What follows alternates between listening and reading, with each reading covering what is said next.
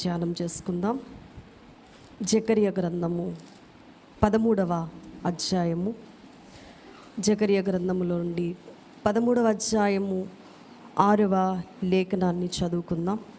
నీ చేతులకు గాయములేమని వాడు అడుగగా వాడు, ఇవి నన్ను ప్రేమించిన వారి ఇంట నేనుండగా నాకు కలిగిన గాయములని చెప్పును.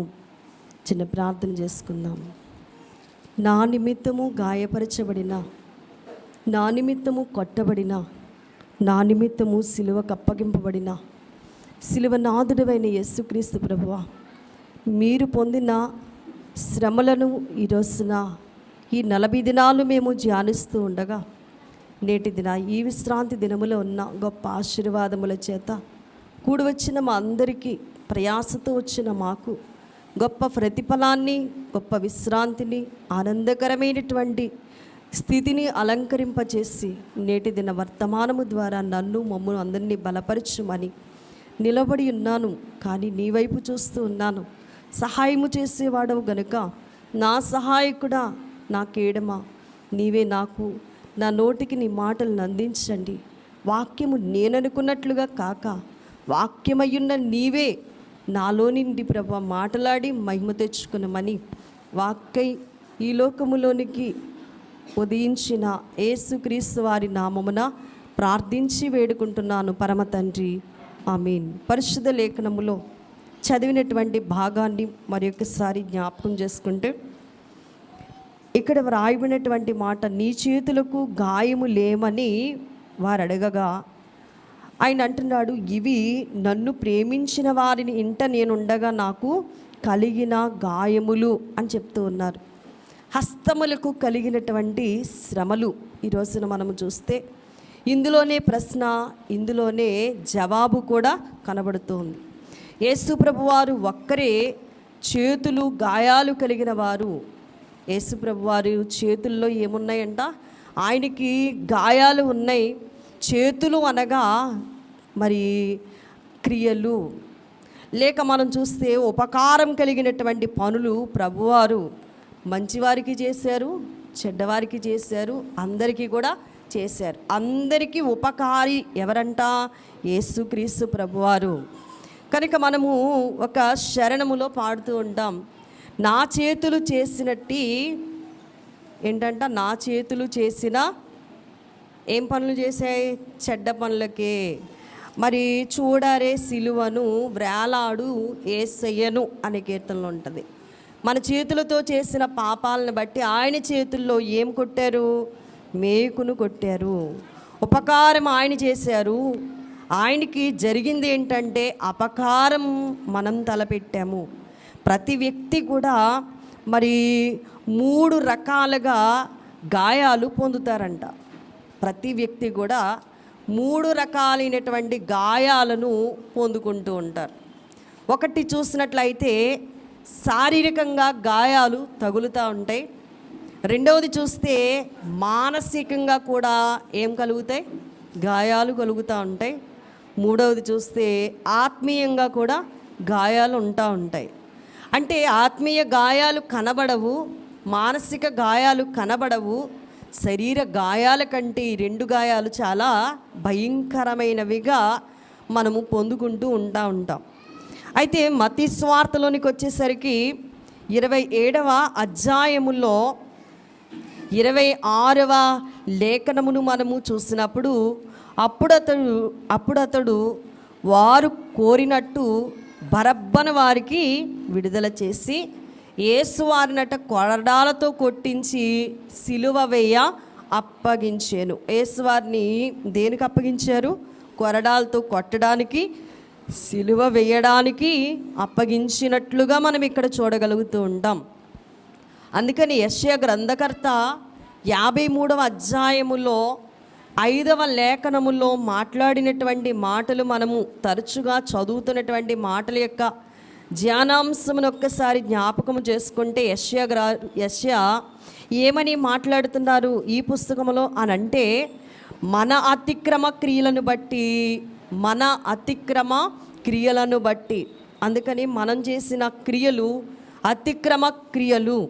మన అతిక్రమ క్రియలను బట్టి అతడు గాయపరచబడ్డాడు. వేరే ఎవ్వరో ఆయన గాయం చేయడం కాదు, నీవు నేనే ఆయనను ఏం చేస్తున్నామంట, గాయము చేస్తూ ఉన్నాము. మన చేతులతో చేసినటువంటి పనులు, మన చేతల వల్ల కలిగేటువంటి భయంకరమైనటువంటి పాపాల వల్ల ప్రభువుకి ఏం కలుగుతుందంట, గాయము. దావీదు మహారాజు కూడా 22వ కీర్తనలో యేసు ప్రభుల వారిని గురించి 16వ లేఖనములో వ్రాసినప్పుడు, కుక్కలు నన్ను చుట్టుకొని ఉన్నవి, దుర్మార్గులు గుంపు కూడి నన్ను ఆవరించి ఉన్నారు, వారు నా చేతులను నా పాదములను పొడిచి ఉన్నారు అంటున్నారు. చేతులను ఎవరు పొడిచారు? కుక్కల్లాంటి మనుషులు, ఇంకా దుర్మార్గపు మనుషులు, వాళ్ళందరూ ఏం చేశారంట, ప్రభు యొక్క చేతులను పొడిచారట. ఈ రోజున ఆ భయంకరమైనటువంటి పొడిసే విధముగా మనం ఉన్నామో, లేక ప్రభు యొక్క మరి అంతరంగ ఉద్దేశాన్ని నెరవేర్చే విధంగా ఉన్నామో, దైవ సన్నిధిలో కూర్చున్న మనము జ్ఞాపకము చేసుకోవలసిన వారమై ఉన్నాము. కారణం ఏంటి అని అంటే, ఇస్కరియోతు యూదా దగ్గరికి వస్తే 22 లూకా సువార్తలో మరి వైద్యుడైనటువంటి లూకా గారు రాస్తూ 22వ అధ్యాయము 44వ లేఖనములో ఏమని రాస్తారంటే, ఆయన వేదన పడి మరింత ఆతురముగా ప్రార్థన చేస్తూ ఉన్నాడంట. ఏం చేస్తున్నాడండి? అనగా చాలా ఆతురముగా వేదనతో కలిగినటువంటి ప్రార్థన చేస్తూ ఉండేసరికి చెమట ఏమవుతుందంట, నేల పడుచున్న గొప్ప రక్త బిందువుల్లాగా బయటకు వస్తూ ఉంది. అంత వేదన ప్రభువారికి ఉంది. తన ఆతృతతో తను ఏం చేస్తున్నాడంటే, చాలా గొప్పగా ప్రార్థన చేస్తూ ఉన్నాడు. ఎందుకు అనంటే, ఇస్కరియోతు యోధా మరి స్వీకరించడానికి ఒక ముద్దు పెట్టాడు, ఇప్పుడు అప్పగించడానికి మరి ఒక ముద్దు పెట్టాడు. ఎంత గాయమో చెప్పండి. యేసు ప్రభువారిని హత్తుకోవడానికి వచ్చేటప్పుడు కూడా, స్వీకారం చుట్టేటప్పుడు మరి ఎంతో చక్కగా వచ్చాడు. ప్రభువా నీవెంత గొప్పవాడువో అన్నాడు. ఈరోజు ఏమంటున్నాడు? నేను ఎవరిని ముద్దు పెట్టుకుంటానో ఆయన్ని మీరు అప్పగించండి అంటున్నాడు. ఎంత నమ్ముకున్నారో ప్రభువారు, అంత నమ్మక ద్రోహం చేశాడు ఇస్కరియోతు యోధా. మరి ఏ చేతులకైతే ప్రభు సహాయం చేశారో ఆ చేతులను పొడవడానికి ఇస్కరియోతు యోధా ఏమయ్యాడంట? కారకుడయ్యాడు. ఇక మనం చూస్తే మరి తలగా ఉన్నటువంటి పేతురు మాట్లాడిన మాట కూడా చూస్తే, మత్తయి సువార్త 26వ అధ్యాయములో 49వ లేఖనములో పేతురు వెలుపటి ముంగట కూర్చుండి ఉండగా ఒక చిన్నది అతని యొద్దకు వచ్చిందంట. అప్పుడు ఆ చిన్నదంటుంది, నీవును గలిలయుడగు యేసుతో కూడా ఉంటివి కదా అనిను. అందుకు అతడు ఏమన్నాడు? నేనుండలేదు, నీవు చెప్పు సంగతి నాకు తెలియదని అందరి ఎదుట అని అన్నారు. ప్రభువా ఇదిగో ఆ మాట నాకు దూరం అవును గాక అన్నాడు. యేసు ప్రభువారు అన్నారు, ఈ రాత్రి కోడి కూయక మునిపే నీవు నన్ను ఎరగనని ముమ్మారు బొంకుతావంటే ఏమన్నాడు చెప్పండి? పేతురు ఏమన్నాడు? నేను నిన్ను ఎరగనని చెప్పను అన్నాడు. కానీ ఇప్పుడు ఏమంటున్నాడు? ఒక చిన్నది వచ్చి అంటుంది, నీవును గలిలయుడగు యేసుతో కూడా ఉన్నావు కదా అంటే ఆయన అంటున్నాడు, నేనుండలేదు, నీవు చెప్పే సంగతి అసలు నాకు తెలియదని అందరి దగ్గర అంటున్నాడు. ఇస్కరియోతు యోధా ఒక ప్రక్కన తప్పించుకుపోయాడు.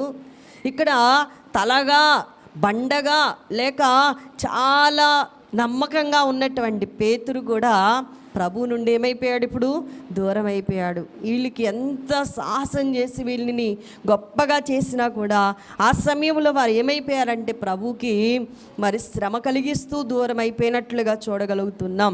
ఇంకా మత్తయి సువార్తలోనే హోసన్నా అన్నటువంటి పెదాలు ఏమని మాట్లాడుతున్నాయి? 21వ అధ్యాయములో మాట్లాడినప్పుడేమో 9వ వచనములో ఏమన్నారు? జనసమూహం అంతా కలిసి ఏమన్నారు? ముందు వస్తున్నవారు వెనక వస్తున్నవారు ఏమని మాట్లాడారంట? దావీదు కుమారునికి జయము, ప్రభు పేరట వచ్చుచున్నవాడు స్తుతింపబడునుగాక. ఆ కేకలు ఈ రోజున మనం ఆలోచన చేసినట్లయితే ఏమని మాట్లాడారు? సిలువేయము సిలువేయము. ఒకప్పుడేమో చూడండి, మట్టలాదివారపు దినమందేమో దావీదు కుమారునికి జయము అని అన్న పెదాలు ఇప్పుడేమని మాట్లాడుతున్నాయి? ప్రతి ఒక్కరు కూడా మాట్లాడుతున్నారట. ఏమని? సిలువేయము సిలువేయమని. ఎంత భయంకరంగా ఉంది చూడండి. ఒకప్పుడేమో జయ నినాదము, ఇప్పుడేమో యేసు ప్రభువారికి భయంకరమైన కోతగా మారిపోయారు. అందరూ కూడా మాట్లాడినటువంటి మాటలే. అందుకనే పరమగీతములో మనం చూస్తూ ఉంటాము. మరి 5వ అధ్యాయములో పరమగీతార్థాన్ని మనము ఆలోచన చేసినప్పుడు గ్రంథకర్త 5వ అధ్యాయములో 2-3 వచన భాగాలు రాస్తూ ఏమని మాట్లాడాడంటే, నేను నిద్రించితేనే కానీ నా మనస్సు మేలుకొని ఉన్నది. అయితే నా సహోదరి, నా ప్రియురాల, నా పావురమా, నిష్కలంకురాల ఆలకింపుము. నా తల మంచుకు తడిసినది, నా వెంట్రుకలు రాత్రి కురియు చినుకులకు తడిసినవి. నాకు తలుపు తీయమనుచు నా ప్రియుడు వాకిలి తట్టుచున్నాడు. ఏం చేస్తున్నాడంట అండి? తలుపు తీయమని చెప్పి దేవుడు వచ్చాడంట. ఈ ప్రియురాలు అనబడుతున్నటువంటి సంఘం ఏం చేస్తుందో తెలుసా? వస్త్రం తీసేసాను, ఎలా ధరించుకోవాలి, మురికి చేసుకోవాలా మరలా నా పాదాలు అని చెప్పట.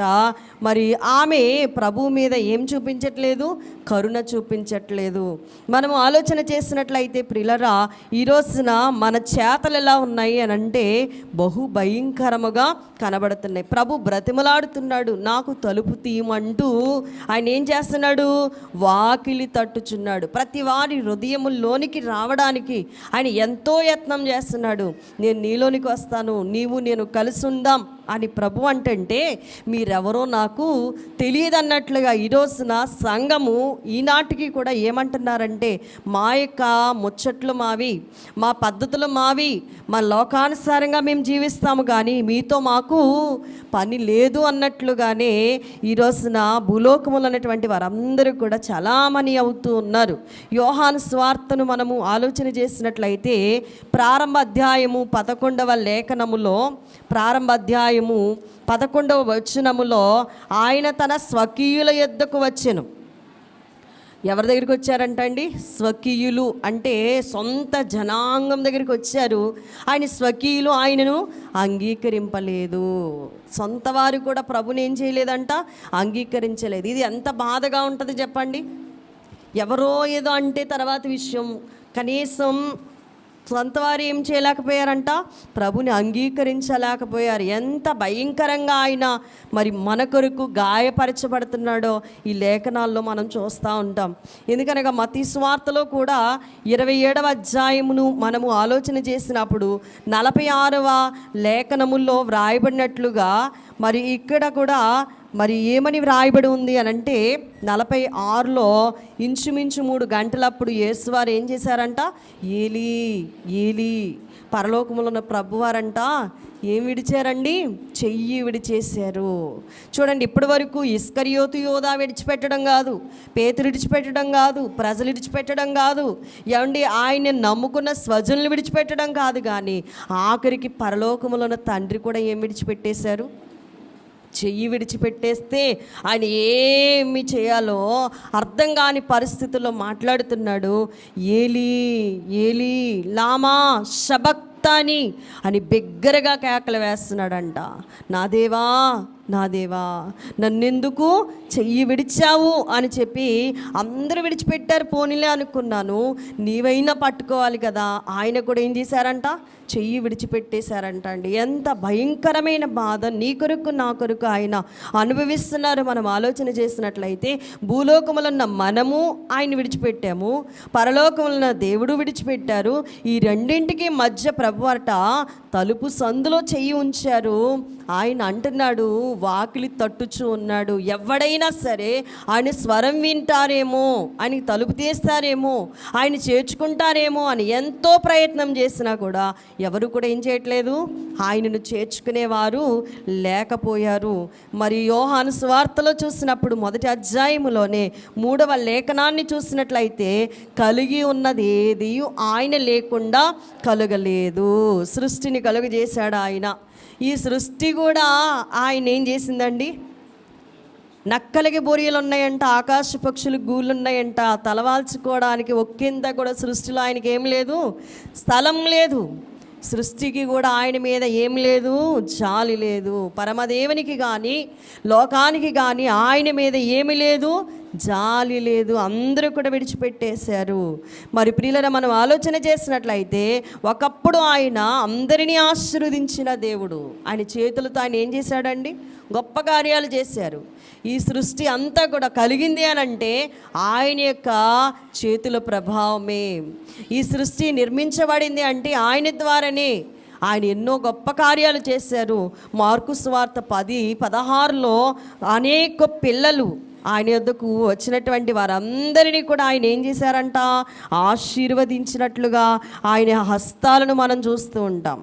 వచ్చిన బిడ్డలందరినీ కూడా ఆయన ఏం చేశారండి? 16వ వచనములో ఆ బిడ్డలను ఎత్తి కౌగిలించుకొని వారి మీద చేతులుంచి ఆశీర్వదించారు. ఎత్తుకున్నారు, పిల్లల్ని ఎత్తుకున్నారు. మమ్మల్ని ఎప్పుడు ఎత్తుకున్నారు అనుకుంటావేమో.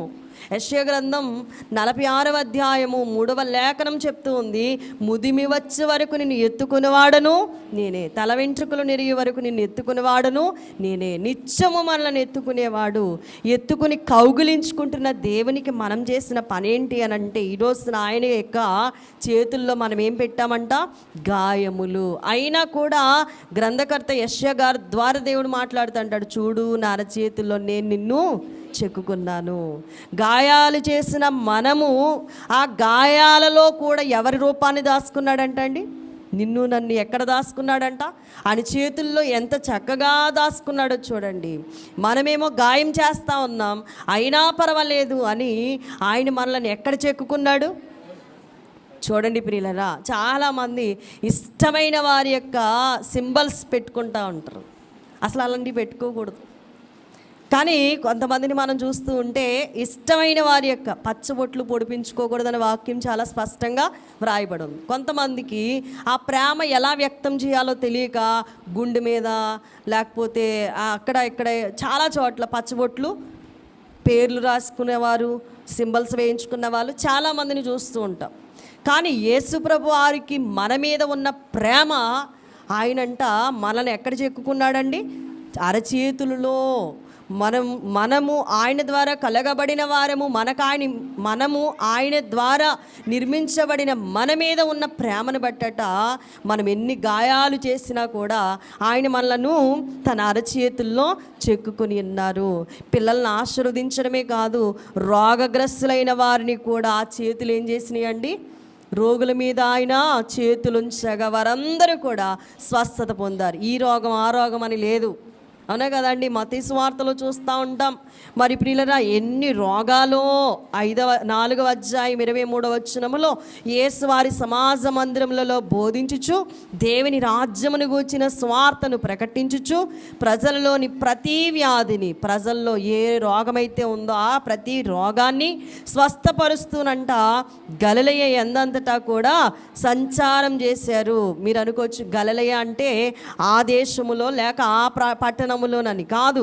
ఆయన కీర్తి సిరియా దేశం అంతటా కూడా వ్యాపించెను. నానా విధములైన రోగముల చేత, వేదనల చేత పీడింపబడిన వ్యాధిగ్రస్తులందరినీ, దయ్యం పట్టిన వారిని, చాంద్ర రోగులను, పక్షవాయు గల వారిని ఆయన యొద్దకు తీసుకుని రాగా ఆయన వారిని స్వస్థపరిచారు. గలిలయ, దెకపొలి, యెరూషలేము, యోదయాయను ప్రదేశముల నుండి, యొర్దానునకు అవతల నుండి బహుజన సమూహములు ఆయనను వెంబడించారు. ఆ వెంబడించిన రోగులకైనా ఈ రోజున యేసు ప్రభు మీద ఏమి లేదు, జాలి లేదు. ఉందంటారా? ఉందా అండి? దైవజనులు రాశారు, జబ్బు చేత బాధ నొందే జనుని చూస్తే డాక్టర్కి జాలంట, అమ్మకి జాలంట కదా. దైవజనులు ఏమని రాశారు? జబ్బు చేత బాధ నొందు జనుని చూడ జాలి అమ్మకి కదా, మన నాన్నకి లేక మన అక్కకి మన చెల్లికి కాదు. ఎందుకంటే ఎవరు కూడా జాలి పడినా దాన్ని తీసేయలేరు. ఎవరు తీసేసేవారు? జబ్బు చేత బాధ నొందు జనుని చూస్తే జాలి యేసుప్రభుల వారికి. డాక్టర్కి ఏం కాదు, డాక్టర్కి ఫీజు ఇస్తేనే జాలి, అవునా కదండి? మనము ఎవరికైనా ఏదైనా మంచిగా ఉపకారంగా ఉంటేనే వాళ్ళు మన మీద జాలి పడతారు, ఏదైనా చేస్తుంటేనే మన మీద కొంచెం జాలి చూపిస్తారు. కానీ మన దగ్గర ఏమి లేకపోయినా, మనం ఏమి ఇవ్వకపోయినా మనల్ని చూసి ఆయన జాలిగొని మనలందరినీ తన హక్కును చేర్చుకుంటున్నారు. కనుక రోగులందరినూ ఆయన బాగు చేశారు. ఈ రోగం ఆ రోగం అని చెప్పడానికి లేదు. మార్కు సువార్త చూసినట్లయితే 3వ అధ్యాయములో ప్రారంభము నుండి కూడా మనకి కనబడతా ఉంటాయి అనేకమైనటువంటి మాటలు. మనము ఆలోచన చేసినప్పుడు సమాజ మందిరములలో ఆయన మరలా ప్రవేశించగా అక్కడ ఓస చేయగలవాడు ఒకడున్నాడంట. అచ్చటి వారు ఆయన మీద నేరం మోపాలని ఉండి విశ్రాంతి దినాన్ని వారిని స్వస్థపరుచునేమో అని ఆయనను కనిపెట్టుతూ ఉన్నారు. ఆయన అంటున్నాడు, నీవు లేచి మధ్య నిలువమని ఓచ చేయగలవానితో చెప్పాడు. వారిని చూసి అక్కడ ఒక మాట మాట్లాడారు. అప్పటికే కళ్ళు ఎర్రజేసి ఆయన మీద ఎక్కడైనా నేరం దొరుకుతుందేమో మోపేద్దాం అన్నట్లుగా చూసే వాళ్ళకి ఒక ప్రశ్న, సవాలు విసురుతున్నాడు. ఏమనంటే, విశ్రాంతి దినమున మేలు చేయుట ధర్మమా, కీడు చేయుట ధర్మమా? ప్రశ్న. ప్రాణరక్షణ ధర్మమా, ప్రాణహత్య ధర్మమా అని అడిగారు. అందుకు వారు మౌనం. ఎందుకంటే మౌనమే అంగీకారం కదండి. పెళ్ళిళ్ళలో ఈ అమ్మాయిని అబ్బాయి పెళ్లి చేసుకోవడం మీకు ఇష్టమేనా అంటే సభ అంతా కూడా ఏం చేస్తారు? మౌనం వహిస్తారు. కారణం ఏంటంటే మరి అక్కడ వ్రాతపూర్వకంగా అక్షరార్థంగా రుజువులతో బట్టబయలు చేస్తేనే కానీ తప్ప మరి ఎవడైనా ఒకడు ఎత్తేసి మాకు ఇష్టం లేదంటే కుదరదు. అక్కడ ఏముండాలి? ప్రూఫ్లు ఉండాలి. ఇక్కడ కూడా వీళ్ళ దగ్గర ఏముండాలి? ప్రాణరక్షణ ధర్మమా, ప్రాణహత్య ధర్మమా అని అంటే ప్రాణహత్య ధర్మం అంటే కనుక మరి అక్కడున్న వాళ్ళందరూ వీళ్ళని ఏం చేస్తారు? కొట్టేస్తారు. ఒకడిని చంపేయమంటావా అంటారు. ప్రాణరక్షణ ధర్మం అన్నారనుకో, మరి ఇప్పుడు ఈ ఓచ చేయగలవాడు చాలా కాలం నుండి ఆ చెయ్యి వాడికి పని చేయట్లేదు, ఇప్పుడు వాడిని నేను రక్షించాలనుకుంటున్నాను, నువ్వెందుకు అడ్డుపడుతున్నావు అంటారు. కాబట్టి ఈ విధంగా వారి దగ్గర ఏమి లేవు, రుజువులు లేవు కనుక వారు ఏం చేశారంట? ఊరుకున్నారు. ఆయన వారి హృదయ కాఠిన్యమునకు దుఃఖపడి కోపముతో వారిని కలియజూసి నీ చెయ్యి చాపు అనంట ఆ మనుషునితో చెప్పారు. వాడు తన చెయ్యి చాపగా అది బాగుపడెను. పరిసయ్యులు వెలుపలికి పోయి వెంటనే హేరోదేయులతో కలిసి ఆయన ఎలాగూ సంహరింతుమా అని ఆయనకు విరోధంగా ఆలోచన చేసుకుంటున్నారు. దీన్ని ఏమంటారంటే చేతకానితనం అంటారు కదండి. డైరెక్ట్గా ఆయన అడుగుతున్నాడు. ఓస చేయగలవాడు ఒకడు వచ్చాడండి, ఒక రోగి. అతన్ని నిలబెట్టి వాళ్ళందరికీ అర్థమయ్యేటట్టుగా వారందరి మీద ఒక ప్రశ్న వేశారు. ఈ అబ్బాయికి పాపం ఓస చేయగలగవాడుగా ఉన్నాడు, ఈ రోగిని బాగుపడడం మంచిదేనంటారా అని అడుగుతూ ఉంటే అక్కడ అందరూ ఏం చెప్పాలి సమాధానం? మంచిదే అనాలా, చెడ్డదనాలా? మంచిదే అనాలి. ఎందుకంటే ఒకడు బాగుపడుతున్నాడంటే క్రైస్తవ్యం యొక్క లక్షణం ఏంటంటే ఒకడు బాగుపడమే మనకి కావాలి. కానీ అక్కడ ఏం అడ్డు పెట్టుకుంటున్నారంటే విశ్రాంతి దినాన్ని ఏ పని చేయకూడదు కదా. యేసుప్రభు వారి మీద నేరాలు మోపడానికి చాలా భయంకరంగా యత్నాలు చేస్తున్నారు. అలాంటి సందర్భంలో యేసుప్రభు వారు ఎవ్వరికీ కూడా భయపడలేదు. అందుకని వారు దొంగసాటుగా ఆలోచన చేసుకుంటూ ఆయన్ని ఎప్పుడు సంహరిద్దామని చాలా రకరకాలుగా ఆలోచన చేసుకున్నారంట. మేలు చేసిన ప్రభు కట్ట మనం అందరం ఏం చేస్తున్నాం చెప్పండి? హాని చేస్తున్నాం. అవునంటారా కాదంటారా? ఆయనేమో మేలు చేస్తున్నాడు, ఆయనేమో మనల్ని కావాలని కోరుకుంటున్నాడు, మనమేమో పనిగట్టుకుని ఆయనకి ఏం చేస్తున్నాం? కీడు చేస్తున్నాం. ఆయన అందుకే వాక్యములో ఒక మాట ఉంటుంది, తానొకటి తలంచితే దైవం ఒకటి తలంచుతారంట. ఆయనేమో మనల్ని ఏమని తలంచుతున్నారు? మనము ఆయనతో ఉండాలని, ఆయనకి ఇష్టముగా జీవించాలని, ఆయనతో నిత్యము మంచివారిగా ఉండాలని ఆయన ఇష్టపడతా ఉంటే మనం ఏం తలంచుకుంటున్నాం? లోకములో ఉన్న చెత్త చెదారము ఇదే గొప్పగా ఫీల్ అయిపోతూ కప్పలు అనుకుంటే అంట నూతులో ఉన్నది ఇదే ప్రపంచం అనుకుంటుందట. కానీ వాటికి ఏం తెలియదు? మంచినీళ్ళు యొక్క రుచి తెలియదు. మనం కూడా అలానే ప్రభువేమో మనకి మేలు చేయాలని మనందరినీ ఇక్కడ ఉంచకూడదు. దైవజనులు దేవదాసయ్య గారు రాశారు కదా, ఏమని? ఒక గ్రామంలోనంటే చాలా కలహాలు ఉన్నాయంట. చాలా కలహాలు ఉంటే తన కుమార్తెను అప్పుడే చూడడానికి వచ్చాడంట. ఆ గ్రామం యొక్క కలహాన్ని చూసి తన కుమార్తెను అక్కడ విడిచిపెట్టేసి వెళ్ళిపోతాడా? విడిచిపెట్టడం ఇష్టం లేక తన కుమార్తెను తనతో పాటు తీసుకునేది. అలాగే ఈ లోకం ఏం లోకం అంట? గత్తర లోకం, వ్యాధుల లోకం, విషపురుగుల లోకం, దయ్యాల లోకం, దయ్యాలకు లోబడిపోయిన మనుషులున్న లోకం. అందుకని ఇక్కడ ఉండడం మంచిది కాదు అని అంట. దేవుడు మనల్ని ఎక్కడికి తీసుకెళ్ళడానికి ప్రయత్నం చేస్తున్నాడంటే అసలైనటువంటి మేలుకరమైనటువంటి ఆకలి దప్పులు లేనటువంటి చీకటి రాజ్యము కానటువంటి శాశ్వతమైనటువంటి రాజ్యములోనికి మనలందరినీ ఆయన తీసుకుని వెళ్ళడానికి ఇష్టపడతా ఉన్నాడు. ఆయన మేలు చేసి రండి, నన్ను మీరు నమ్మితే చాలు, మీ అందరికీ నా రాజ్యములో స్థానాన్ని ఇస్తానని ఆయన మేలు చేస్తూ ఉంటే మనం ఏం చేస్తున్నాం? ఆయనకి కీడు తలపెడుతూ ఉన్నాం. యోహాను సువార్త 5వ అధ్యాయము 5వ వచనములో అక్కడ కూడా ఒక 38 ఏండ్ల నుండి వ్యాధి గల ఒక మనుష్యుడు ఉన్నాడంట. ఎవరండి ఆయన? వ్యాధి కలిగినటువంటి ఒక మనుష్యుడు. ఆ వ్యాధి కలిగినటువంటి ఈ మనుష్యుడిని మనం ఆలోచన చేసినట్లయితే యేసంట వాడు పడియుండుట చూసి వాడు అప్పటికే బహుకాలము నుండి ఆ స్థితిలో ఉన్నాడని ఎరిగి ఏమన్నారు ప్రభువారు? స్వస్థపడగోరుచున్నావా అని వారిని అడిగారంట. ఆ రోగి అన్నాడు, అయ్యా, నీళ్లు కదిలింపబడినప్పుడు నన్ను కోనేటిలోనికి దించుటకు నాకు ఎవడునూ లేడు గనుక నేను వచ్చినంతలో మరి అక్కడ ఏం చేస్తున్నాడు? నాకంటే ముందుగా దిగిపోతున్నాడు అని ఆయనకు ఉత్తరం చెప్తున్నాడు. అప్పుడు యేసువారు అంటున్నారు, నువ్వు లేచి నీ పరుపెత్తుకొని నడువు అన్నారండి. ఎంత మేలు చేశారండి దైవజనులు అన్నారండి. మేలు చేసిన ఇతనంట, మేలు పొందిన ఇతనంట ప్రభుకి ఎంత కీడు తలపెట్టాడో తెలుసా? దైవజనులు వర్తమానంలో రాశారు, ఈ వ్యక్తి అంట మేలు పొందుకునంట ప్రభువుకి ఎంత కీడో తలపెట్టారంట. బాగుపడ్డవాడు అక్కడ వాళ్ళు అడుగుతారు, మనం చూసినట్లయితే 12వ వచనంలో వారు నీ పరిపెత్తుకుని నడవమని నీతో చెప్పిన వాడెవడని వాడిని అడిగారంట. ఆయన ఎవడో స్వస్థత పొందిన వారికి తెలియదు. ఆ చోటను గుంపు కూడి ఉండట గనుక యేసువారు ఏం చేశారు? తప్పించుకుని వెళ్ళారు. ఆ వ్యక్తిని స్వస్థపరిస్తేనంట ఆ వ్యక్తట ప్రభుకి హాని తలపెట్టారని రాస్తారు దైవజనులు దేవదాసయ్య గారు. ఆయనది ఆత్మనేత్రము, దైవజనుది ఆత్మనేత్రం. అందుకని ఆత్మనేత్రము గనుకనే ఆయన రాశారు. అక్కడ అంటారు, ఇదిగో స్వస్థత నొందితివి. 14వ వచనం చదివితే మనకు అర్థం అవుతుంది. అటు తర్వాత యేసు దేవాలయంలో వాణిని చూసేటప్పుడు ఒక మాట అన్నారు, ఇదిగో స్వస్థత నొందావు కదా, మరీ ఎక్కువ కీడు నీకు కలగకుండానట్లు ఇకను పాపము చెయ్యకుము అని చెప్పారంట. ప్రభు విషయంలో ఏం చేస్తున్నాడు ఆ వ్యక్తి? పాపం చేస్తున్నాడు. ప్రియులరా, అందుకని అంటున్నాడు, స్వస్థత నొందావు కదా, మరీ ఎక్కువ కీడు నీకు కలగకుండా ఇక పాపము చేయొద్దు అని ప్రభువారు మాట్లాడుతున్నారు. ఎందుకంటే ప్రియులరా, మేలు చేసిన వానికి మనం ఏం చేస్తున్నాము? కీడు చేస్తున్నాము. మీరు ఇతడు స్వస్థత పొంది ప్రభు మీద మరి కీడు తలపెట్టిన వాడిగా ఉన్నాడు.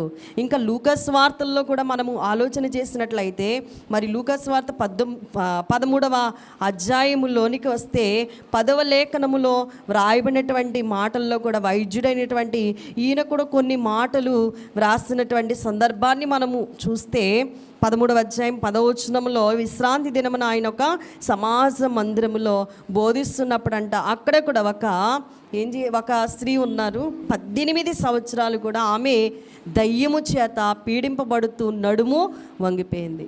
ఆ వ్యాధితో ఉన్న ఆమెను కూడా ప్రభు ఏం చేశారు? బాగు చేశారు. ఇలా అందరికీ కూడా ఆయన ఏం చేస్తున్నాడండి? బాగు చేస్తున్నాడు, స్వస్థపరుస్తూ ఉన్నారు. మరి లూకాసు వార్త 19వ అధ్యాయంలోకి వస్తే మరి ఇక్కడ జక్కయ్య ఇల్లు యూదులకు ఎలా కనబడుతుందంటే పాపి ఇల్లుగా కనబడుతుందండి. యూదులైన వారు అనుకుంటున్నారు, ఏంటినా ఈ పాపింటికి వెళ్ళిపోతున్నాడు అనుకునే విధంగా ఉందా ఇల్లు. ఎందుకంటే అతడిలో ఏమున్నాయి? పాపాలు ఉన్నాయి, అవునా కదండి? మనమైతే ఏం చూస్తాం? పాపాలే చూస్తాం. అతడు చేసినటువంటి ఘోరమైన క్రియలే చూస్తాం. కానీ ప్రభు ఏం చూస్తున్నారు?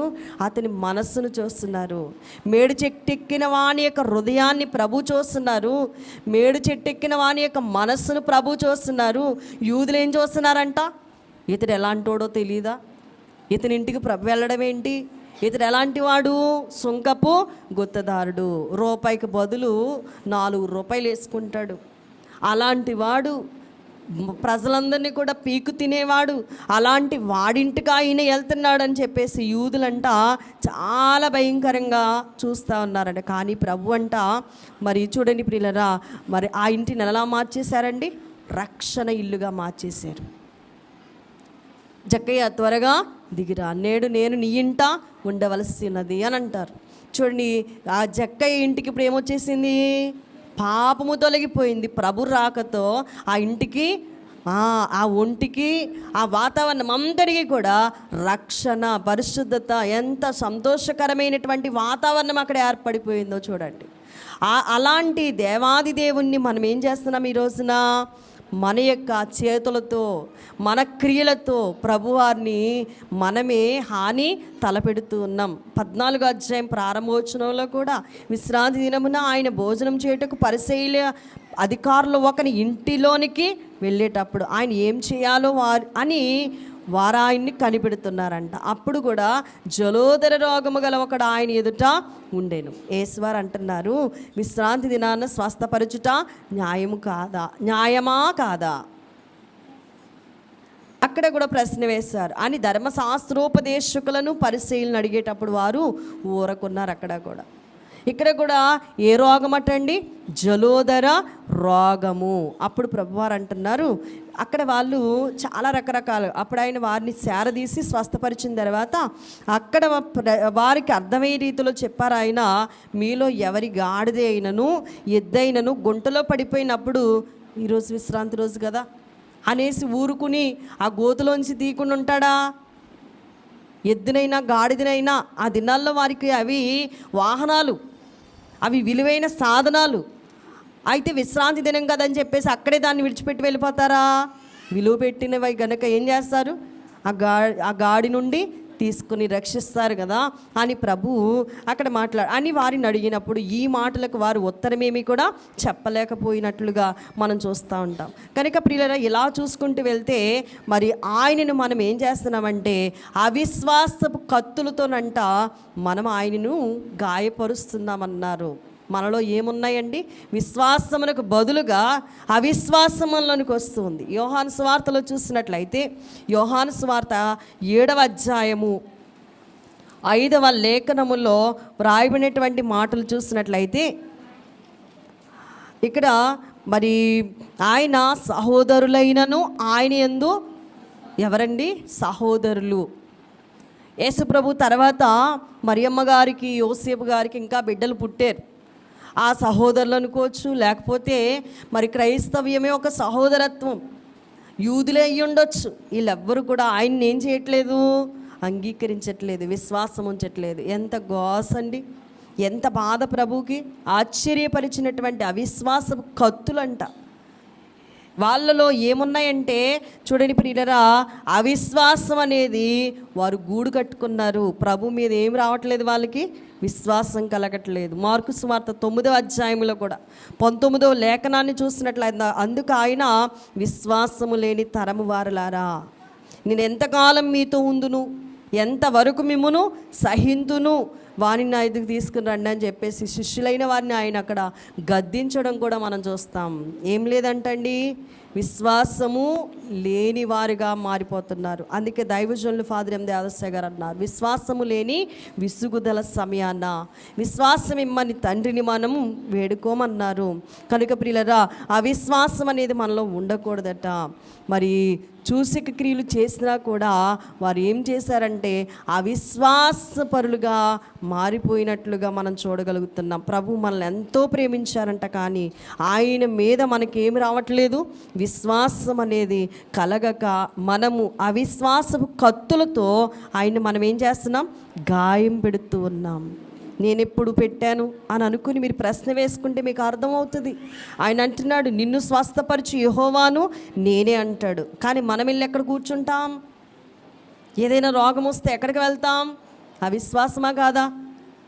ఉండవలసిన చోట్లో ఉండం, మనం ఉండకూడని ప్లేస్లోనికి వెళ్తూ ఉంటాం. అది అవిశ్వాసమా కాదా? అది కత్తా కాదా? అది ఆయన మీద ప్రయోగించినటువంటి పగ కాదా? అందుకని ప్రియులరా, ఇలాంటి అవిశ్వాసపు భయంకరమైనటువంటి స్థితి నుండి మనము తప్పింపబడాలి. యోహాను సువార్త 12వ అధ్యాయము 33వ లేఖనములో చూస్తే తాను ఏ విధముగా మరణము పొందవలసి ఉండునో సూచించుచు ఆయన ఈ మాట చెప్పారంట. చూడండి, మరి జన సమూహము క్రీస్తు ఎల్లప్పుడూ ఉండునని ధర్మశాస్త్రం చెప్పుట వింటిమి, మనుష్య కుమారుడు పైకెత్తబడవలనని నీవు చెప్పుచున్న సంగతి ఏమిటి? మనుష్య కుమారుడు ఈయన ఎవరని ఆయన అడిగిరి. అందుకు యేసువారు అంటున్నారు, ఇంకా కొంతకాలం వెలుగు మీ మధ్య ఉండును, ఇంకా కొంతకాలం నేను మీ మధ్య ఉంటాను, చీకటి మిమ్మును కమ్ముకొనకుండునట్లు మీకు వెలుగు ఉండగానే నడువుడి. ఎంత అర్థమయ్యేటట్టుగా వారితో చెప్పారు. నేను ఉండగానే మీరు నాలో నడవండి అంటున్నారు. చీకటిలో నడిచేవాడు తను ఎక్కడికి పోతున్నాడో ఎరగడు. మీరు వెలుగు సంబంధులగునట్లు మీకు వెలుగుండగానే వెలుగునందు విశ్వాసం ఉంచండి అని వారితో చెప్తున్నారు. నా యందు మీరు ఏం ఉంచండి? విశ్వాసం ఉంచండి. 14వ అధ్యాయంలో ఏమంటున్నాడు? మీ హృదయములను కలవరపడనీయకండి, దేవుని యందు విశ్వాసం ఉంచుచున్నారు, నా యందును. ఎవరి యందండి? ప్రభుని యందు విశ్వాసం ఉంచమని పనిగట్టుకుని ఆయన చెప్తా ఉన్నారు. ఈ 37వ వచనంలో చూస్తే యేసు ఈ మాటలు చెప్పి వెళ్ళి వారికి కనబడకుండా దాగిండి. ఆయన వారి ఎదుట ఇన్ని సూచక్రియలు చేసినా కూడా వారాయన యందు విశ్వాసం ఉంచరైరి. ఎన్ని సూచక్రియలో చేశారంట. ఎన్ని సూచక్రియలు చేసినా కూడా ఆయన యందు వారికి ఏమి రావట్లేదండి? విశ్వాసం కలగట్లేదు. విశ్వాసం అనేది చూడండి, హెబ్రీ పత్రిక 11వ అధ్యాయములు, విశ్వాసం అనునది నిరీక్షింపబడి వాటి యొక్క నిజస్వరూపమును అదృశ్యమైనవి ఉన్నవనుటకు రుజువునై ఉన్నది అనే మాటలు మనకు కనబడతా ఉంటాయి. విశ్వాసము లేనటువంటి వారిగా వాళ్ళు ఉన్నారు. అయితే ఇక్కడ మనం ఆలోచన చేసినట్లయితే ఇక్కడ ప్రభువారు అంటున్నారు, వారి ఎదుట ఎన్ని సూచక్రియలో చేశారంట, కానీ వారు ఆయన ఎందుకు ఏం కనపరచట్లేదు? విశ్వాసము కనపరచట్లేదు. విశ్వాసము లేకపోవడమే ప్రభువుకి మనం చేసే గాయాలు. అర్థమైందండి? ప్రభు మీద మనకేముండాలి? విశ్వాసం ఉండాలి. అది చిన్నదైనా పెద్దదైనా ఎలాంటిదైనా కూడా నా ప్రభు ఉన్నారు నాకేంటి అనే విశ్వాసం ఉండాలి గనట. కానీ అవిశ్వాసులముగా మనము దేవాలయాల్లోనికి వచ్చి కూర్చోకూడదు, పేరుకు వచ్చి కూర్చోకూడదు. దేవుని మీద ఏముంచాలి? విశ్వాసం ఉంచాలి. 7వ అధ్యాయంలో కూడా 5వ లేఖనములో 7వ అధ్యాయం 5వ లేఖనములో ఆయన సహోదరులు కూడా ఆయన ఎందుకు ఏముంచలేదు? విశ్వాసం ఉంచలేదు. ఎవ్వరు కూడా ఆయన ఎందుకు ఏముంచట్లేదు? విశ్వాసం ఉంచట్లేదు. ఇంకా చూసినట్లయితే మారు మనసు పొందకపోవడమే ఆయనకు చేసిన గాయాలంట. లూకాసు వార్తలో చదివితే మారు మనసు పొందకపోవడం 10వ అధ్యాయములో 13వ లేఖనములో ఈ విధముగా వ్రాయబడి ఉంటుంది. 13వ వచనములో, అయ్యో కొరాజీనా, అయ్యో బెత్సయిదా, మీ మధ్య చేయబడిన అద్భుతములు తూరు సీదోను పట్టణములలో చేయబడిన ఎడల ఆ పట్టణముల వారు పూర్వమే గోనెపట్ట కట్టుకుని బూడిద వేసుకుని కూర్చుండి మారు మనస్సు పొంది ఎందురు. ఎన్నో అద్భుతాలు చూస్తాం మనం. ఎన్ని అద్భుతాలు చూసినా కొంతమందికి ఏమి రాదు? మార్పు రాదు. ప్రభు మీద ప్రేమ కలగదు, ప్రభు మీద విశ్వాసము రాదు. అందరినీ బాగు చేసే వైద్యుడండి ఆయన, అందరికీ ఉపకారండి ఆయన, అందరి కొరకు వచ్చిన రక్షకుడండి ఆయన. కానీ ఆయన ఏంది ఏం రావట్లేదు? విశ్వాసం రావట్లేదు. ఆయనలో మనము ఉండాలనేటువంటి మారు మనసు మనము పొందుకోవట్లేదు. ఎక్కడ ఉంటాం కొద్దిసేపు, బయట ఉంటాం కొద్దిసేపు. అంటే ఒక అడుగేమో ఒక పడవ మీద ఉంటుంది, ఇంకొక అడుగేమో ఇంకొక పడవ మీద ఉంటుంది. లోకములో ఒక అడుగు ఉంటుంది, దేవుల్లో ఒక అడుగు ఉంటుంది. మరి ఇది ఏమై ఉంటుంది? అందుకని ఇక్కడ ప్రభు అంటున్నారు, మరి ప్రియుల 10వ అధ్యాయంలో మనం చదివాం, అయ్యో కొరాజీనా. మనమే ప్రశ్నించుకుందాం, అయ్యో నీ పేరే పెట్టి పిలుస్తున్నాడు అనుకుందాం. నీవు ఒక్కసారి ప్రశ్న వేసుకుంటే నీ మధ్య నీ జీవితంలో ఎన్ని అద్భుతాలు చేశాడో కదా. చేయలేదంటారా? ఎన్ని అద్భుతాలో కదా. ఎన్నో అద్భుతములు నీ చేత యేసును స్వయముగా చేయింతు చున్నా చుట్టుదు వ్యతిరేక్తములకు చూసుకొనుమున శక్తి ప్రభావము మనో విచారము కూడదు మహిమ తలంపులే. ఎన్నో అద్భుతాలు, ఎన్ని అద్భుతాలు అంటే మనం చెప్పలేం. మన జీవితంలో ఎన్నో అద్భుతాలు, చీటికి మాటికి ఎన్నో అద్భుతాలు. కానీ ఒక్కొక్కరు ఎలా ఉంటారంటే అద్భుతం ఉన్నప్పుడే నమ్ముతారు. అద్భుతం లేనప్పుడు ఏం చేయరు? నమ్మరు. అందుకని ప్రభువుకి ఎంత బాధ లేకపోతే ఆ మాట అంటున్నారు. తూరు సీదోను పట్టణములలో చేయబడితే గనుక ఆ పట్టణాల వారు పూర్వమే గోని పట్టు కట్టుకొని బూడిదలో కూర్చొని మారు మనసు పొందుదురు. నీ ఎదుట నీ కొరకు నేను చేసిన అద్భుతాలు వాళ్ళకి చేసుకుంటే కనుక వాళ్ళప్పుడే మారు మనసు పొందుదురు. మరి నీ విషయంలో ప్రభుకి ఎంత బాధ ఉందో ఆలోచన చేద్దాం. లూకాసు వార్త 17వ అధ్యాయములో కూడా 7వ లేఖనములో కూడా ఈ విధంగా మాట్లాడతారు. అపోస్తులు మా విశ్వాసము వృద్ధి పొందించమని ప్రభుతో చెప్పగా, 7వ వచనంలో, దున్నువాడు కానీ మేపువాడు కానీ మీలో ఎవరికైనా ఒక దాసుడుండగా వాడు పొలంలో నుండి వచ్చినప్పుడు నీవు ఇప్పుడే వెళ్ళి భోజనం చేయమని వానితో చెప్పునా? చెప్పడు. దున్నువాడు కానీ మేపేవాడు కానీ మీలో ఎవరికైనా ఒక దాసుడు ఉన్నాడు అనుకోండి, వాడు పొలంలో నుండి వచ్చినప్పుడు నీవు ఇప్పుడే వెళ్ళి భోజనం చేయమని వానితో చెప్తాడా? చెప్పడు. అంతేగాక నేను భోజనం చేయుటకు ఏమైనా సిద్ధపరిచి నడుం కట్టుకుని నేను అన్నపానములు పుచ్చుకొని వరకు నాకు పరిచారం చేయము, అటు తర్వాత నీవు అన్నపానం పుచ్చుకో అని వానితో చెప్తాడు. అవునా కదండి? అవునా కదా? దాసుని మనం ఎలా చూస్తాము? ఇంకా పని చేయించుకుంటాం, ఇంకా ఏం చేస్తాం? ఇంకా అతన్ని గాయపరుస్తూ ఉంటాం. కానీ మన ప్రభు పరిచర్య చేయడానికే వచ్చాడంట, కానీ చేయించుకోవడానికి రాలేదు. ఎంత ప్రేమిస్తున్నాడో చూడండి, ఎంత ప్రేమిస్తున్నాడో చూడండి. 15వ అధ్యాయములో కూడా 15వ అధ్యాయము 10వ లేఖనములో కూడా అటువలే మారు మనసు పొందు ఒక పాపి విషయమై దేవుని దూతల ఎదుట సంతోషము కలుగుతుందంట. ఒక పాపి విషయమై దేవుని దూతల ఎదుట ఆయనకి ఎంతో సంతోషం కలుగుతుందంట. అందుకనే ప్రియులరా, మనం ఏం చేయకూడదంటే ప్రభు యొక్క మరి సన్నిధిని నిర్లక్ష్యంగా ఉండకూడదండి. దేవుని యొక్క సన్నిధిలో మనము దేవుని వైపు చూసే వారంగా ఉండాలంట. ప్రభుని చూస్తే మనకి ఎటువంటి ఇబ్బంది రాదండి. ఆయన మన యందు దృష్టి నిలిపింది ఎందుకంటే మనం ఆయన యందు విశ్వాసం ఉంచుతామేమని. కానీ మనకేం పడడం లేదు, ఆయన మీద విశ్వాసం అనేది కనపరచట్లేదు. మారు మనసు అనేది మనకి రావట్లేదు. మారు మనసు అంటే ముంచడము లేగడం కాదండి. మారు మనసు అంటే ఏంటి? మనసుకు సంబంధించింది. ప్రభు మీద ఏముండాలి? మనకి గొప్ప విశ్వాసం ఉండాలి, గొప్ప మార్పు ఉండాలి. ఆయన కాకపోతే నాకు ఎవరు చేస్తారు, ఆయన నాకు సమస్తం చేస్తారంటే ఒక తలంపు మనం కలిగి ఉండాలి. ఇంకా మనం చూసినట్లయితే మనం ఎలా ఉంటామంటే కొన్ని సందర్భాల్లో అపజయాలు కలిగేటప్పుడు అధైర్యం వచ్చేస్తూ ఉంటుంది. యోహాను సువార్త చదివితే పిరికితనం అనే కత్తులతో మనం దేవుణ్ణి అంట గాయపరుస్తూ ఉన్నామటండి.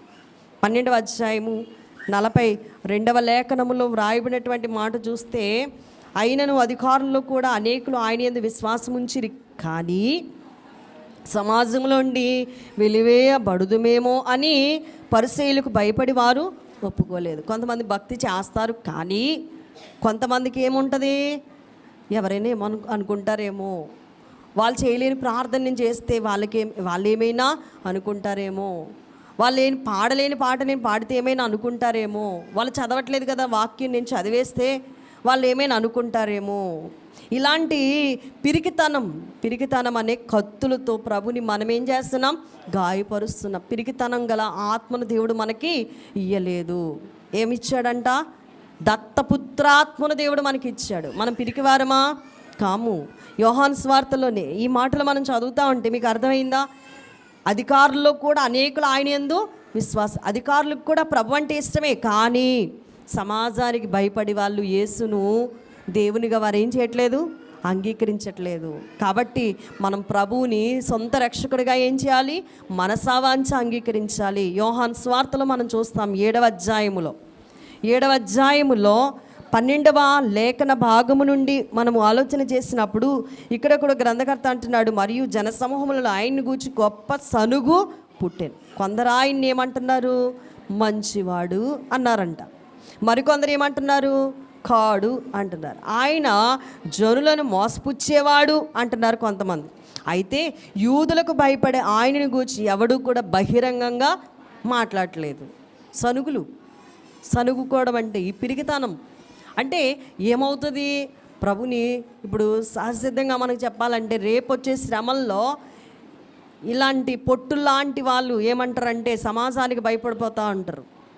రేషన్ కార్డు ఇవ్వం, రేషన్ కార్డు ఎవరికి అర్హత అంటే మరి యేసుక్రీస్తు ప్రభువుని నమ్ముకుంటే రేషన్ కార్డు ఇవ్వమన్నారు అనుకోండి, అయ్యో రేషన్ కార్డు లేకపోతే ముక్తి ఎలాగా, ముక్తి ఉంటే తర్వాత భుక్తి కావాలి కదా, బ్రతకాలి కదా అనుకుని మనం తర్వాత ఏమంటాం, మేము క్రైస్తవులం కామండి అంటాం.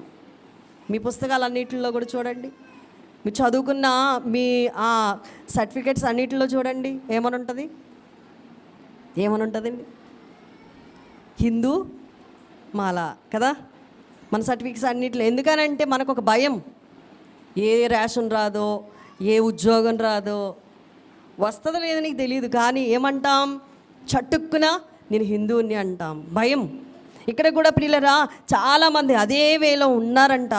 అది పిరికి తనం అనేటువంటి ప్రియుల కత్తులు తెలియకుండా, మనకి తెలియకుండానే మనం ప్రభువుని ఏం చేస్తున్నాం, పిరికితో అమ్మో ఆయన ఒప్పుకుంటే సమాజంలో అది రాదేమో, ఇది రాదేమో, అది కలగదేమో, ఇది కలగదేమో అనుకొని భ్రమలో పడిపోయి అన్నీ ఇచ్చిన వాడిని ఏమో దూరం పెడుతున్నాం, ఏమీ లేని వాటి కొరకు మగ్గు చూపిస్తాం. ఇది ఎంతవరకు కరెక్టు? ఇది పిరికి కలిగినటువంటి కత్తులతో ప్రభుని మనం కోసేస్తున్నాం, గాయాలు చేసేస్తూ ఉన్నాం. ఇంకా మనం ఆలోచన చేసినట్లయితే ఇంకొక మాట, సాక్ష్యం చెప్పకపోవడమే ప్రభుకి చేసిన గాయం అంట. జకరియా పుస్తకాల్లో ఏంటయ్యా నీ చేతులకి ఏంటయ్యా గాయాలంటే ఆయన ఏం చెప్పుకుంటున్నాడండి, నేను నన్ను ప్రేమించిన వారి ఇంట నేను ఉండగా నాకు కలిగిన, ప్రేమించిన వాడి ఇంట గాయాలు ఉంటాయండి, ప్రేమించిన వారి ఇంట్లో గాయాలు ఉంటాయంటరా, సూటుపోటు మాటలు ఉంటాయంటరా, ప్రేమించిన వాడి కొరకు ప్రభు పొందుతున్న గాయాలు. ఎవరిని ప్రేమిస్తాడు ఆయన? ఈ లోకాన్ని ప్రేమించడానికి ఆయన వస్తే మనం ఏం చేస్తున్నాం, ఆయన్ని గాయం చేస్తున్నాం. సాక్ష్యం తెలుసు, మన జీవితంలో ఎన్నో సాక్ష్యాలు మనం పొందుకుంటూ ఉంటాం, కానీ నోరు విప్పేం చెప్పం, సాక్ష్యం చెప్పం. కానీ విని ఎరిగిన సంగతులను గురించి చెప్తామా, చెప్పం. చూడండి యోహాను సువార్త 9వ అధ్యాయము 18వ వచనాన్ని చూసినట్లయితే, వాడు గుడ్డివాడై యుండి చూపు పొందినని యూదులు నమ్మక చూపు పొందిన వాని తల్లిదండ్రులను పిలిపించి, గుడ్డివాడై పుట్టినని మీరు చెప్పు ఈ కుమారుడు మీ కుమారుడు వీడేనా? అలాగైతే ఇప్పుడు వీడెలాగు చూస్తున్నాడని వారిని అడిగారంట. వాళ్ళు అక్కడ ఏం చెప్పాలి చెప్పండి, అమ్మో ఆ అబ్బాయి మా అబ్బాయి అనండి, యేసుప్రభువే మా అబ్బాయిని ఏం చేశారు, బాగు చేశారండి అని నోరారా వాళ్ళు ఏం చెప్పాలి, సాక్ష్యం చెప్పాలి. కానీ వాళ్ళు ఏమన్నారో తెలుసా, ఏమో అందుకు వాని తల్లిదండ్రులు అంటాడు, వీడు మా కుమారుడని, వీడు గుడ్డివాడిగా పుట్టాడని మాకు తెలుసు, ఇప్పుడు వీడు ఎలా చూస్తున్నాడో ఏమన్నారండి, మీరు వాక్యం ఉంది కదా చూడండి ఒకసారి, ఇప్పుడు వీడు ఎలా చూస్తున్నాడో ఎరగము, ఎవడు వీని కన్నులు తెరిసినో అని అది మేము ఎరగము, వీడు వయసు వచ్చినోడు కదా వీన్నే అడగండి. ఎందుకు? భయం. అర్థమైందండి? సాక్ష్యం చెప్పడం ఒక భయం. కొంతమందికి సాక్ష్యం చెప్పడం ఎన్నో మేళ్ళు పొందుకుంటూ ఉంటాం, కానీ నోరు తెరిసి ఏం చెప్పం, నా ప్రభు చెప్పాడు, నా ప్రభు కొరకు నేను ఇలా నిలబడాలి, నా ప్రభు ఇన్ని గొప్ప కార్యాలు చేశారు. కొన్ని దేవాలయాలు ఉంటాయండి, ఏమంటే చీటికి మాటికి లెగుస్తూ ఉంటారు, ప్రభు మరి విశ్రాంతి దినం నుండి ఈ విశ్రాంతి దినం వరకు నన్ను ఎంతో కాపాడారు అంటారు. అది ప్రభు నామానికి ఎంతో మహిమ. ఈనాడు కూడా నోరు తెరిచి సాక్ష్యం చెప్పకపోతే మనల్ని బట్టి ప్రభుకి ఏమై ఉంటుందంట, గాయమట. ఇంకా చూస్తున్నట్లయితే వెంబడించకపోవడమే ఆయనకి మనం చేస్తూ ఉన్న గాయాలు. ఆయన వెంబడిస్తున్నామా లేక లోకాన్ని వెంబడిస్తున్నామా? యోహాను సువార్తలోని 6వ అధ్యాయము 66వ లేఖనములో ఈ విధముగా వ్రాయబడి ఉంది, అప్పటి నుండి ఆయన శిష్యుల్లో అనేకులు వెనుక తీసి మరి ఎన్నడూను ఆయనను వెంబడింపలేదు. ఆయన ఎరిగి కూడా చాలామంది ఆయనను ఏం చేయట్లేదు, వెంబడించట్లేదు. ఎందుకు వెంబడించరు? కలిసి వస్తే కలిసి నడుస్తారు, కలిసి రాకపోతే విడిపోతారు. అవునా కాదండి? కలిసి వస్తేనే ఏదైనా చేస్తాం మానవులంగా. ఇక్కడ అనేక మంది శిష్యులంట ఎన్నడూ కూడా ఆయన్నిక ఏం చేయట్లేదు, వెంబడించడం మానేశారటండి. వెంబడించకపోవడమే మనం చేసిన గాయము, హృదయ కాఠిన్యమే గాయము, అవిధేయత ఉండడమే గాయము, అభ్యంతర పడడమే గాయాలు. ఇలా చూసుకుంటూ వెళ్తే ఎన్నో రకాల మనం చేసినటువంటి గాయములే. అవునంటారా కాదంటారా? ఎవరో చేశారు కాదండి, జకరియా గ్రంథాన్ని మరి ఒకసారి చదివి ముగించుకుందాం. జకరియా గ్రంథం 13వ అధ్యాయాన్ని కదా మనం చదివాం. ఆ లేఖనం మనం చదివితే మనకు అర్థమవుతుంది మరి మనము ఏ విధముగా ఉన్నాము అనే సంగతి. ఏమని మాట్లాడుతున్నారు అనంటే ఆలోచన చేసినట్లయితే ప్రియులరా, నీ చేతులకు గాయములేమిటి, ప్రభు చేతులకు గాయాలేంటి అని వారు అడుగుతూ ఉంటే ఆయన అంటున్నారు, ఇవి నన్ను ప్రేమించిన వారి ఇంట నేనుండగా నాకు కలిగిన గాయములు. ప్రేమించిన వారమైన మనము, ప్రేమింపబడుతూ ఉన్న మనము ప్రభువుకి ఏం చేస్తున్నామంట? గాయం చేస్తున్నామేమో ఆలోచన చేసుకొని, ఇక మీదట పిరికి వారముగా కాక, అవిశ్వాసముగా కాక, మార్పు లేని వారముగా కాక, వెంబడించే వారముగా దేవునిలో సాగిపోదాం. ప్రభుకి ఇష్టమైన పద్ధతుల్లో మసులుకుందాం. ఆయన యొక్క గాయాలు రేపేవారంగా కాక ప్రభుని సంతోషపరిచే లెక్కలోనికి వద్దాం. అట్టి ధన్యత, దీవెన, ఆశీర్వాదం దేవాది దేవుడు మనందరికీ నువ్వు దయచేయను గాక. ఆమేన్. మెగారుడుగా మా మధ్యకొచ్చి నాతో మాతో మాట్లాడిన తండ్రి స్తోత్రాలు. ఈ మాటలన్నీ మా హృదయాల్లో, మా అంతరంగాల్లో పదిలం చేసుకునే భాగ్యం దయచేయమని యేసుక్రీస్తు వారి ఉన్నత నామమున ప్రార్థించి వేడుకుంటున్నాను పరమ తండ్రి. ఆమేన్. మీ అందరికీ మరణాత.